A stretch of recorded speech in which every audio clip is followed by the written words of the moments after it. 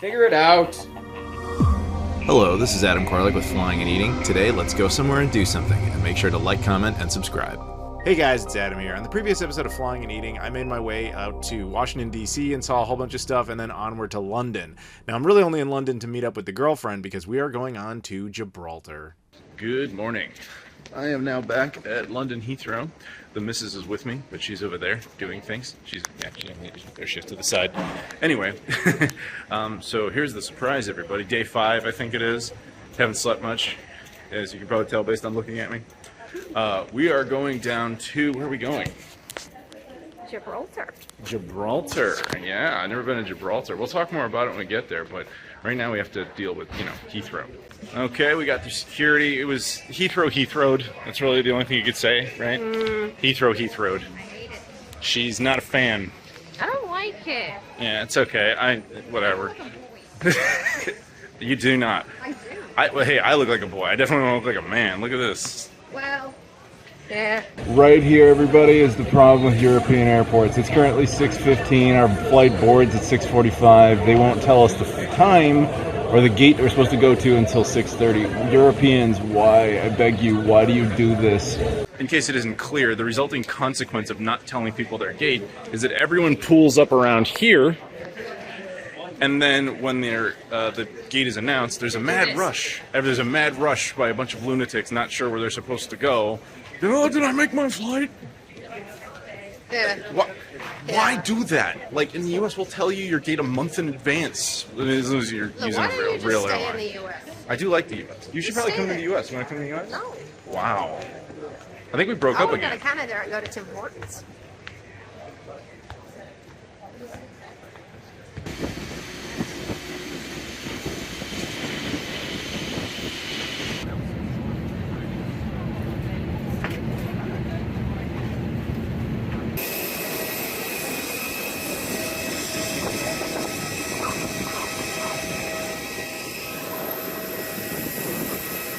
Babe, we're in Gibraltar. I know. That's the Rock of Gibraltar. I know. She knows. So when you land in Gibraltar and you go through customs, there's 2 lines. One for EU/British citizens. They keep them together here.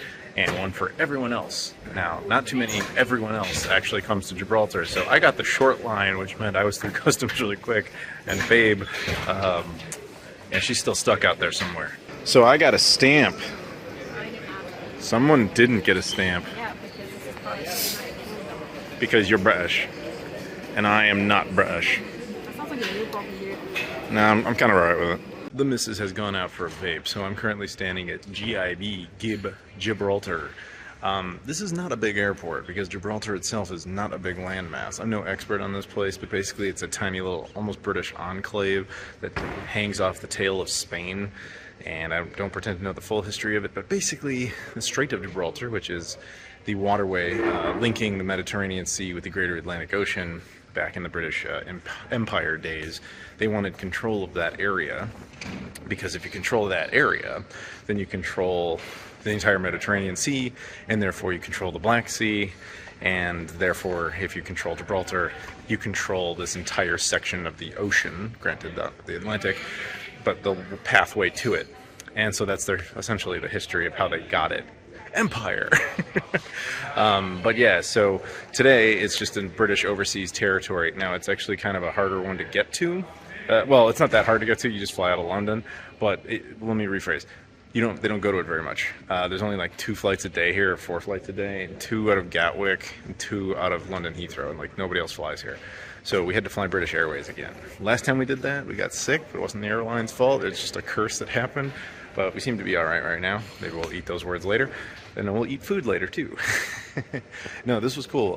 So the reason we did this, in case anybody's curious, is that the missus wanted to have like a nice tropical beach vacation.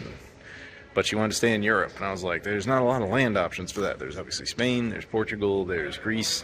But I thought it'd be interesting to do Gibraltar, because it's technically her country, but also a beach. I thank you for stating that Gibraltar is indeed property of His Majesty.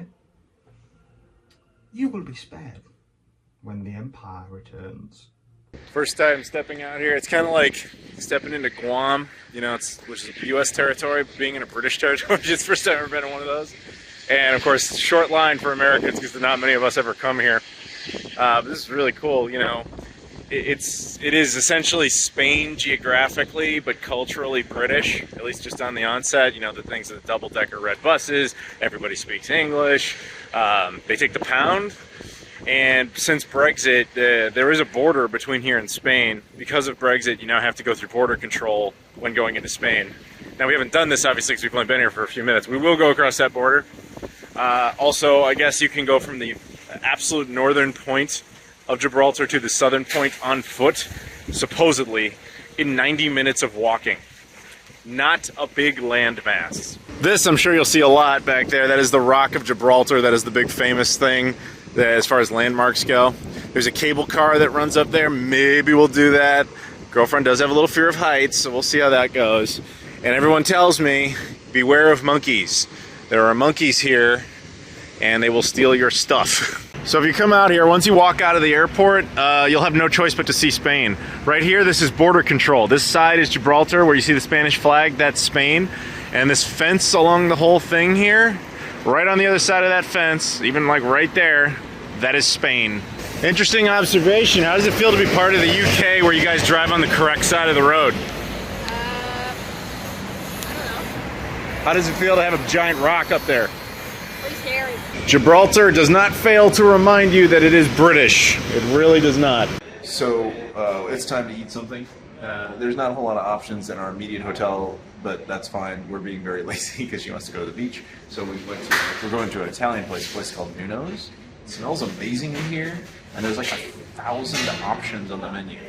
What did you order? I got myself a spaghetti with bolognese sauce. And I got a beef lasagna with a caprese salad. So our food has arrived. I've got my beef lasagna with a standard salad. You've got your spaghetti with bolognese. And I have, yes, I ordered a caprese salad. This is god tier stuff. What, you don't want it? I want donuts for you. Oh, right, okay. Well, you eat that, I'll eat this and this. It was actually really nice. It kind of struck like nostalgia for me because the spaghetti tasted like Heinz spaghetti hoops that you have as a child, which is really strange. It's a very British reference. It's Gibraltar. Gibraltar was just British. Anyway, yeah, represent the Union Jack or whatever. My lasagna was good. Quite enjoyed it. The caprese salad was really very good. Happy with that. I would recommend it if you're looking for Italian food in Gibraltar. I don't know how many options you'd actually have, but it was good. I recommend the wind though. Yeah, we are going to enjoy the wind over at the beach now, though. So I'm here currently parked at the beach with the missus. Hi. From here, of course, you see the infamous Rock of Gibraltar right there. And over there, you can see a little fence. That's actually the Spanish border, so all the mountains back there are all Spain. Gibraltar is tiny, babe. Very tiny. It is. But it's lovely. The only part of the UK that's allowed to have sunlight. How does that feel? Good. Yeah, I'm actually in the water, but like an idiot, I forgot shorts. So this is the limitation that I have put on myself. Mm-hmm. And you'll very likely leave me over this, I'm assuming. Probably. Yeah, that makes sense. Honestly, it would be justified. It would be justified. Are you enjoying the water? Cold a little bit, isn't it? A little. This is how it is. It takes time to acclimate. You think? Yeah. Oh, she's on for it. Yeah, that lady knows what she's doing. We don't. Yeah, that's why we're tourists. You know what we should do? We should walk along the beach and swim around to Spain instead of bothering with border control. You down for it? Oh, well, that plane's gone. This would be an example of a Gibraltar license plate. Kind of interesting because it's obviously GB for, I would assume, Great Britain. But then again, I guess that could mean Gibraltar. But it still has an EU flag despite the fact that it is not part of the EU. Make sure if you go out and play basketball, you don't foul dogs. This is a no airbud foul territory. You guys take this really serious here. Now keep in mind, because Gibraltar is British, it actually doesn't use mainland power supplies. It uses the British power supply, even though, again, Gibraltar is very small, and you just hop over the border and you'll be using mainland European power supplies. Just keep an eye on that. If you're coming here specifically and you haven't been to the UK, the mainland European power supply, not useful without an adapter. Or in my case, useful at all, because I still need, American to British or mainland. I just came out of Fresca. It's very windy here, and she wants to go to the next place, so we're just gonna do it super quick. Food was good. She had a full English. It was nice. I had some sort of Fresca toast thing that had like avocado toast with like bacon bits and stuff. It was good. Very nice little breakfast spot. Suggested. There you go. How you doing? It's really interesting to see a part of British soil that actually drives on the, I keep joking about calling it the correct normal side of the road, but the, you know, the right side of the road as opposed to the left side of the road. And I'm not going to say it's the only part that does that, because I've never been to all the British territories or whatever. But what's interesting about it is this one actually makes a lot of sense, because this is a direct mainland border with Europe. Well, the European Union specifically, bordering into Spain. So it makes sense that cars would be this way so that they're compatible with that. Just kind of interesting to see all the same, though. You definitely know it's British because they decided to curse the territory with roundabouts. Why do you do this? In our experience here so far, it's been very pleasant as far as the people. We're walking around with suitcases, right? And so multiple people have stopped, like, hey, do you know where you're going? And one I'm gonna give props to, not the guy who did my hair, but this kid who actually stopped the missus and was like, oh, do you need any help? When I say kid, this kid couldn't have been more than like 9 years old. And he's like, do you need to know where you're going? You good? And we're like, yeah. He's like, okay, have a good day. That kid, baller. So here's our current view. This is why this is interesting. Right here on the left, where we're standing, of course, is Gibraltar. This is British soil. Over to the right, you see those mountains? That is Spain, so a completely different country. And in the mountains in the center, that is Morocco. That is actually Africa. So this is a divide of continents. That's why the British took this in the Empire days. Being able to control that tight little sea lane means complete control of the Mediterranean, the Black Sea, all of that. All of them go right on to the right into the Atlantic. So it's the girlfriend's birthday, and I told her we could go to any restaurant she wanted.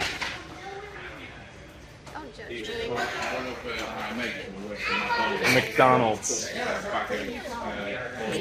Happy birthday. Are you impressed by the selection at the only McDonald's in Gibraltar? Yeah, actually. Yeah, she was kind of oohing and ahhing at all the random options. I give you props. I didn't mean for any part of this channel to become a random review of various McDonald's, but I guess unintentionally you've seen so many of them across this series. Oh, I'm sorry. I'm almost embarrassed. Even before you, like I would make fun of McDonald's in different places. Now I'm actually going to. I'm not eating this though. No, he's not. I'm making pasta. She's gonna make me pasta. It'll be a lot better. Yeah, I'm making her do work on her birthday, but she made me go to a McDonald's on hers, which I guess is totally justified. Good afternoon. It's day, I don't know, 7, 8, I'm not totally sure. So I'm just kind of wandering out exploring. Mrs. Koralik is doing her thing. And I just kind of thought I would take a second to talk a little bit more about Gibraltar's history. So I actually decided to look a little more into this because I wasn't totally sure. So basically what happens, it's kind of similar to what I already told you, but here's a little more specific. So basically the British showed up here in 1704. That's, 70 odd years before the United States is even a thing. And they basically took it from the Spanish. And it was officially recognized and permanently ceded from Spain to the UK in perpetuity in 1711. It was actually very useful for future military purposes, including naval activity, which is why they wanted it in the first place, as well as obviously World War II and so on. You have to remember that Spain was actually a fascist country, kind of on the side of the Germans, but technically neutral. So having this here was actually very useful, especially for the Africa campaigns and so on and so forth. So after relations were normalized with the death of Francisco Franco and all that in the 1970s, essentially almost 250 years after it was finally, acquired, relations get a little bit more normal when both countries, become part of the European Union. And while the UK never participated in the Schengen zone, which is a shared border agreement between most European countries, but not all, Gibraltar was considered a little bit of an exception, where even now they're trying to get back into a Schengen zone agreement, but when they did Brexit, that kind of screwed that up. Anyway, so it's caused diplomatic tensions between the two countries, because the Spanish, even though they can't technically take it, they do kind of maintain it should be restored to them. There's been several elections here to kind of give that choice to the people of Gibraltar, which is about 36,000 people. And every time it comes up, which is admittedly not super often, the people of Gibraltar choose to remain British. Now, the big question is, does it stay that way? Because none of those elections have been done post-Brexit. And Brexit can be kind of irritating for that. but it's hard to say. Obviously, these people have the right to self-determination, whatever they want to do. Walking around here, talking to people, it definitely is British territory. Like, you can see the effect everywhere, but a large percentage of people speak Spanish. Kind of dual English-Spanish situation here. It's kind of like almost like being in Arizona or something. It's bizarre, but very cool nonetheless. I see this thing called Wellington Front Left Bastion, and it looks kind of like an old structure. I don't really know what this is, but I'm assuming the British at one time used this as a fort situation, because again, this was a huge naval hub for them. There's a few things around like this that is just kind of, you know, parts recovered from other British naval vessels at the time. Very interesting. There's actually a park here. It's called Commonwealth Park. And you just kind of take a quick look at a little bit of nature. People come, they hang out, exercise, relax. There's a little pond thing going over. I'll show you guys real quick. Take a look there. Looks nice. Yeah, obviously Gibraltar doesn't have a whole lot of land, but they definitely have organized it well. Gibraltar, we were cool, but what is this? Why are you doing this? What flag is this supposed to be?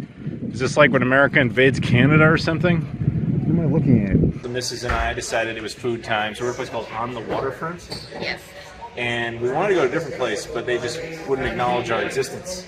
So we came here. Anyway, so the menu looks pretty good. I think we're hoping for the best as opposed to the worst. Who hopes for the worst? All right, our food has arrived. I've never seen a Caesar chicken salad that looked like that. With fried chicken and a giant chunk of what I think is bacon or prosciutto. I think it's bacon, yeah. Yeah, that's pretty cool. And then you ordered a side of fries. Oh, thank you very much. And got a knife. Thank you. It was just handed to me live. And there's my steak. More fries. Tomato, vegetables. See, babe, I got some salad, sort of. Aren't you proud of me? Well, you're eating a vegetable. A tuber. Yeah, I'll eat that. Okay. So we had our food. It was quite good. I really enjoyed my steak and the salad bits. I guess you would call them salad bits. You probably wouldn't call it salad bits. You didn't There's like asparagus and mushroom. I liked it. I liked it. I liked the tomato. The bread was really good. Oddly enough, one of them was like a tomato basil bread. That was baller. And what about your chicken? That was good. That bacon, what the hell was it called? I think it's called prosciutto. I think that was prosciutto. It was like fried prosciutto. I've never seen it that way. But you like your food? Yeah, it's not too sharp. And your drink? Oh, they were good. I could have kept drinking them, but I decided to be good and only have 2. Yeah. She's responsible. No, I'm not. Oh. Otherwise, I would have had none. Good afternoon, everybody. Probably day 8. I'm not really sure. So I'm doing nature stuff. The missus is dealing with other things. She's a little busy at the moment. So I'm just going to be doing a bit of that. I want to see some monkeys, which will be kind of fun. And yeah, basically, if I'm honest, Mrs. Koralik, she's not feeling very well today. So she'll be okay, though. So she told me to go out, go enjoy some stuff. And so I want to see some monkeys. And the easiest way to do that is actually there's this free little park. At least I think it's free. So far, so good. That supposedly has a bunch of them. So let's go take a look. All right, so this is where the monkeys and stuff would be, but unfortunately it's just closed. It closes at 3:30. The park itself is free, but they have an entrance fee if you want to see monkeys, which makes sense. It's a zoo, effectively. So there you go. There's some info for you. It's basically £8 for your average adult. Yeah, sorry if that was a bit of a letdown. We'll try to find more monkeys later. They're supposed to be all over the place. They're supposed to be like a pestilence. Maybe towards the rock. At some point I want to take the cable car up to the top and get a nice Sega Pluto photo, of course. But see if I can find monkeys and stuff. Yeah. There's some story, I don't know the exact history of it, but like, supposedly there's a thing with the monkeys. Like, there was some original agreement. This could be wrong. I could be dead wrong, and I apologize to every British person that I might be about to offend, or Gibraltar native. But as I understand it, there was some story about how if the monkeys were always on the rock, it would always remain British. So if they actually like intentionally introduce more monkeys to it to make sure that it always remains British. And I don't think that's actually like a legally binding thing. I think it's more of like a spiritual belief thing almost, or maybe let's say an old wives' tale type of thing. I don't know, but interesting. Oh, this is cool. I'm walking through this like tunnel they carved out. And now it's just for cars to drive through, but there's like some old steps up there that go to like nothing. But yeah, this is really neat. And there's a view. Look at that. That's really cool. And of course it's all modern and stuff. That's really cool. This waterfall type of thing that's just kind of dug out into the side of the mountain there. So yeah, pretty much walking down the entire tip of Gibraltar. Google Maps will claim you can do this in like 90 minutes, but realistically you can't. Maybe if you're really familiar with the territory. So I've now reached the point of Gibraltar. Here you'll see this lighthouse, and you look out onto the ocean. This is actually the southernmost tip of Gibraltar. This is effectively where the land ends. Now, interestingly, you'll see out in the mountains there, you'll see two different things. Well, sort of three. What you're seeing is actually Africa.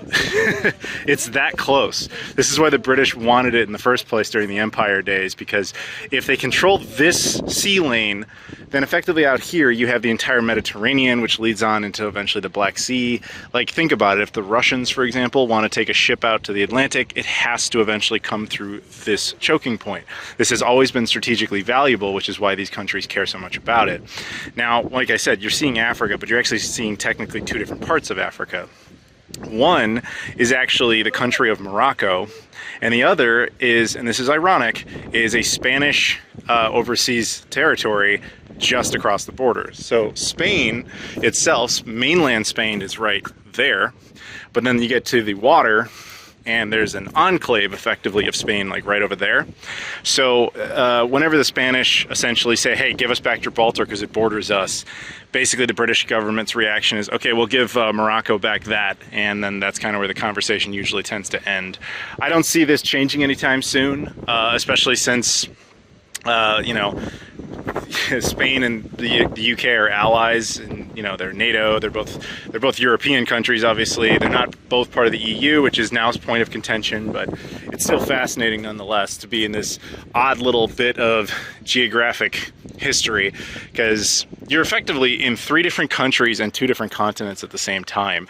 Because Morocco, Spain, mainland Spain, British soil, just all right here, all over this narrow choke point. And the value of that choke point has not changed at all. And if anything, due to recent events since the invasion of Ukraine, this is proving just as valuable as it always ever did. So I would make the case that any European that's craving a beach, come down to Gibraltar. I think this is really cool. British people in particular, I mean, this is your country. But yeah, come down here, the weather's nice. I'd say this time of the year, we're here in September, it's like a really nice, you know, between 21 and 25 degrees Celsius. So it's not too hot. Sun does get a little intense, of course, but it's good. Very nice and breezy. People are super friendly here. And it's just kind of an interesting oddity. Like I said, you can actually effectively go to 3 different countries real easy. Because from here, you can literally walk across the border into Spain. Again, you'll have to do a passport stamp thing. I mean, if you're an EU citizen, that's not a problem. If you're a British citizen, it's probably not much of a problem.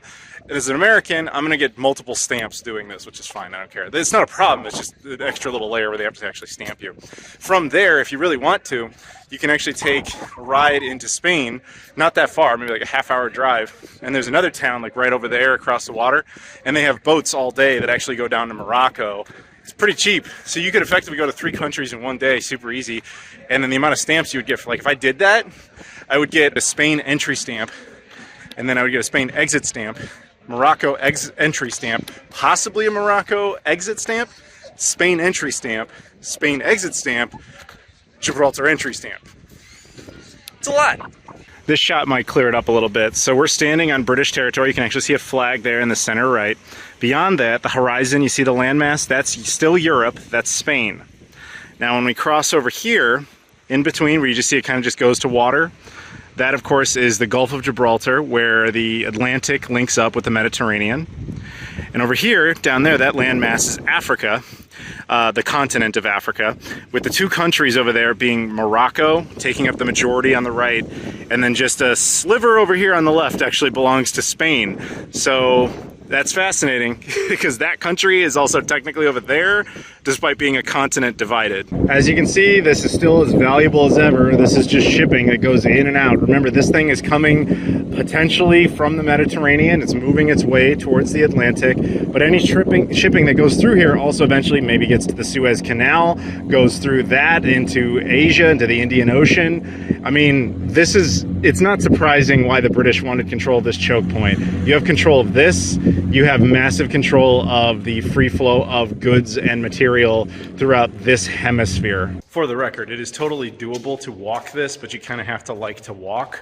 Also, you need to learn to brush your hair from time to time, which I haven't figured out yet.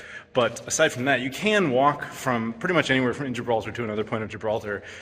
Most people would certainly recommend a car. There's, of course, bus services, etc. There is no Uber here. Keep that in mind. I thought there would be. Google kind of told me there was, and like, oh, it's not actually there, but like Uber will link you up with cabs, but that's not true.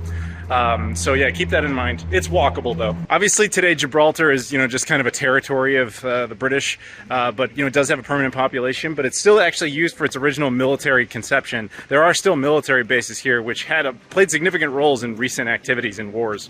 So you guys know I love my Indian food. We're technically on British soil. Let's get some British Indian food. Food was okay. I ended up doing a takeaway on it.